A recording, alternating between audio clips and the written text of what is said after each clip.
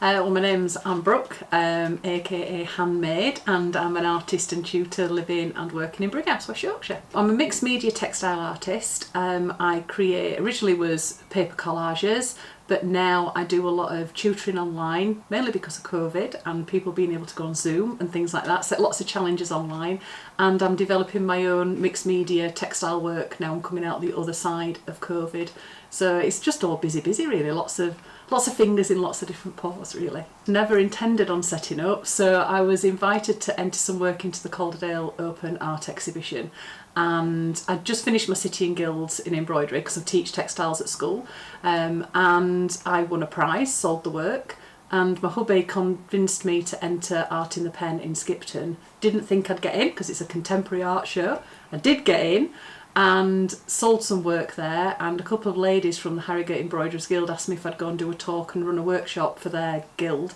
and that's really where it all snowballed from. Totally accidental. Never was the plan to set up my little handmade world. There's different things that I do, so I run workshops and I give talks all over the UK and online, so I love sharing my stitching passion.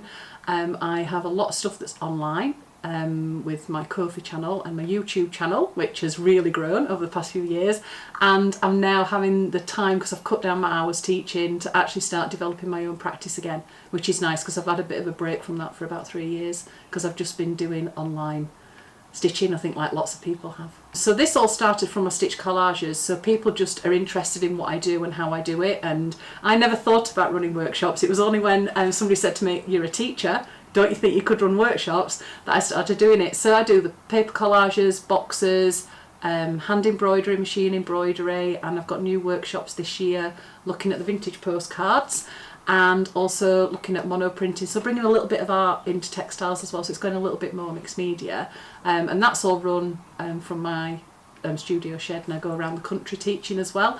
And then I do a lot of stuff online, which is a lot of hand embroidery, and it's like mindfulness and stitching and just enjoying stitch. For the love of stitch, that's my little motto.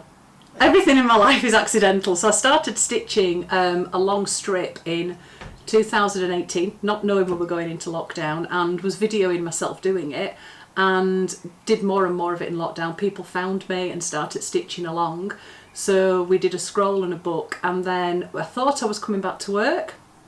That didn't happen, obviously, but I still really liked doing a little bit of stitching on a Sunday evening, so I started doing these little tags and tiny little bit of embroidery every week on a Friday and shared that, and it went crazy. People from all over the world started joining in. So when we got halfway through the year, I asked people, "Oh, do you want to send me one of your tags? That'd be lovely to find out where everybody's from," thinking it would only be like a few. I got 700 from all over the world, so America, Canada, Australia, New Zealand, Europe, the UK, and it sort of snowballed from there. So we went from the 52 tags to the 52 flags, and now we're doing the 52 stitches. So it's just brilliant. It's this lovely online community, and people have made friends online, and they've gone visiting each other on holiday, and it's just been lovely just bringing this community, because I think that's what stitch is all about. It's a community and just coming together and stitching and chatting and eating cake.